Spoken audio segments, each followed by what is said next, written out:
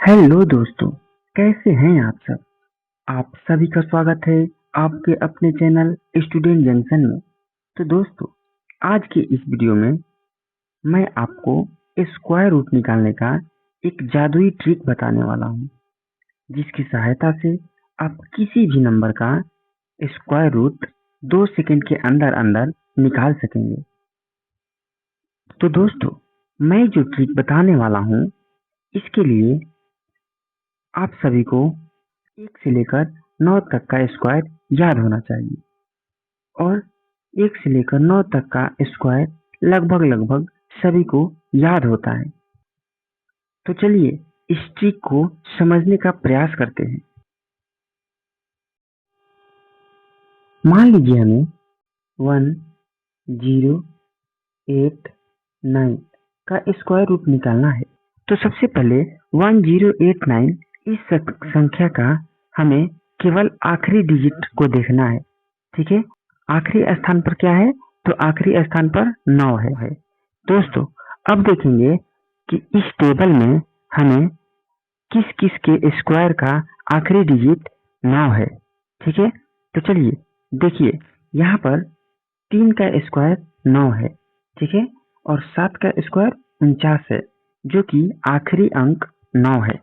ठीक है, दोस्तों, यहाँ से हमें एक बात का पता चल गया कि 1089 का स्क्वायर रूट जो भी होगा, उसका आखिरी अंक या तो 3 होगा या तो 7 होगा। क्या? तो या तो 3 होगा या तो 7 होगा। क्यों? क्योंकि 3 का स्क्वायर 9 होता है और 7 का स्क्वायर 49 होता है, जिसका आखिरी अंक 9 है। ठीक है, इतना करने के बाद अब हमें आखिरी के 2 अंक को काट देना है। ठीक है, 2 अंकों को काट देना है। अब जो बचेगा उस पे हमें फोकस करना है, यानी 10 पे हमें फोकस करना है।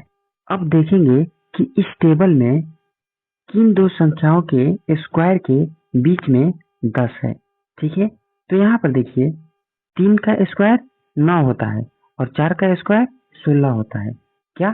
तो 3 का स्क्वायर 9 होता है और 4 का स्क्वायर 16 होता है, मतलब 3 और 4 के बीच में है 10। ठीक है, क्योंकि 3 का स्क्वायर 9 होता है और 4 का स्क्वायर 16 होता है, तो 9 और 16 के बीच में 10 है। ठीक है, इतना समझ में आ गया। अब देखिए, अब क्या करना है? तो अब यहाँ पर ध्यान देना है कि 10 जिन 2 नंबर के बीच आया है, उसमें सबसे छोटे वाले को लेना है। क्या? तो सबसे छोटे वाले को लेना है। तो दोस्तों, यहाँ से हमें एक और बात पता चला कि 1089 का स्क्वायर रूट जो भी होगा, उसका पहला डिजिट 3 होगा। क्या होगा? तो 3 होगा। ठीक है, क्योंकि हमेशा छोटे वाले नंबर को लेना है। ठीक है, तो दोस्तों, अब आप कहेंगे कि कैसे पता चलेगा कि 1089 का स्क्वायर रूट 33 होगा या 37 होगा। तो समझिए, इसको अब क्या करना है? तो अब यहाँ पर 3 जो है, 3 के एक अंक बढ़ाकर यानी 4 से गुना कर देंगे, तो कितना आएगा? 12 आएगा। कितना आएगा? 12 आएगा। दोस्तों, अब देखिए, अब यहाँ पर देखेंगे कि ये 10 जो है वो 12 से बड़ा है या छोटा है। ध्यान दीजिएगा, अब देखेंगे कि ये 10 जो है वो 12 से छोटा है या बड़ा है।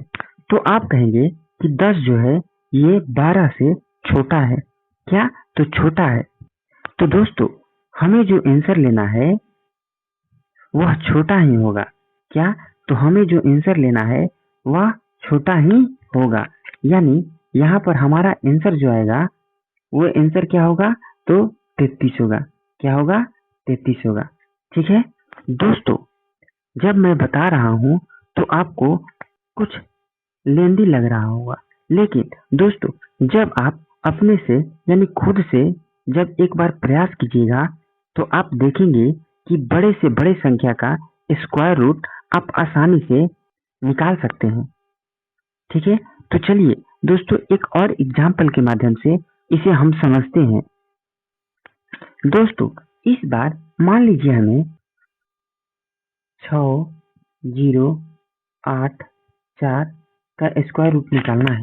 ठीक है, तो अब देखेंगे कि इस संख्या का आखिरी अंक क्या है।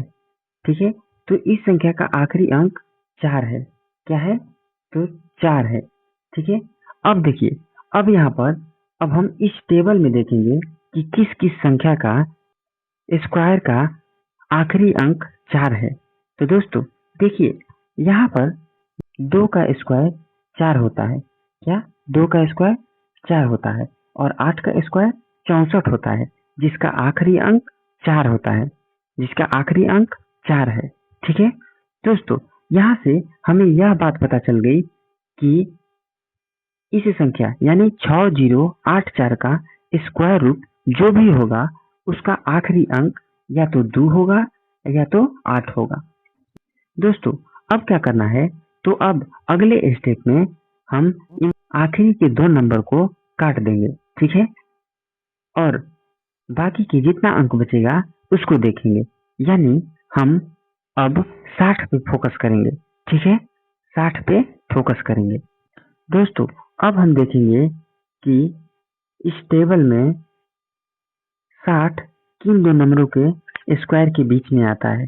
तो दोस्तों देखिए, यहाँ पर 7 का स्क्वायर 49 होता है और 8 का स्क्वायर 64 होता है। ठीक है, इन दोनों नंबरों के बीच में कहीं ना कहीं 7 है। ठीक है दोस्तों, मैं पहले ही बता दिया हूँ कि हमेशा छोटे वाले नंबर को लेना है। क्या? तो छोटे वाले नंबर को लेना है। दोस्तों यहाँ से फिर हमें यह बात पता चली कि 6084 का स्क्वायर रूट जो भी होगा उसका पहला डिजिट 7 होगा। क्या? तो पहला डिजिट 7 होगा। ठीक है, क्या होगा? तो पहला डिजिट 7 होगा। तो दोस्तों यहाँ पर देखिए, यहाँ पर या तो 72 आंसर हो सकता है या 78 आंसर हो सकता है। ठीक है, तो आप कहेंगे कि हम कैसे पता लगाएं कि इसका आंसर 72 होगा या 78 होगा। तो दोस्तों यहाँ पर 7 के जस्ट एक आगे यानी एक अंक बढ़ाकर इससे गुना कर देंगे, यानी 7 में 8 से गुना करेंगे तो कितना आएगा? 56 आएगा। ठीक है, 56 आएगा। दोस्तों यहाँ पर अब हम देखेंगे कि ये जो 60 है वो 56 से बड़ा है या छोटा है। तो दोस्तों यहाँ पर देखिए, छोटा है या बड़ा है, तो आप कहेंगे कि ये जो 60 जो है वो 56 से बड़ा है। क्या? तो बड़ा है। तो बस निकल गया आंसर, बड़ा वाला यानी 8 लिख देंगे तो हमारा आंसर हो जाएगा 78। क्या? तो 78। ठीक है दोस्तों, उम्मीद करता हूँ कि ये शानदार ट्रिक आपको समझ में आई होगी। धन्यवाद।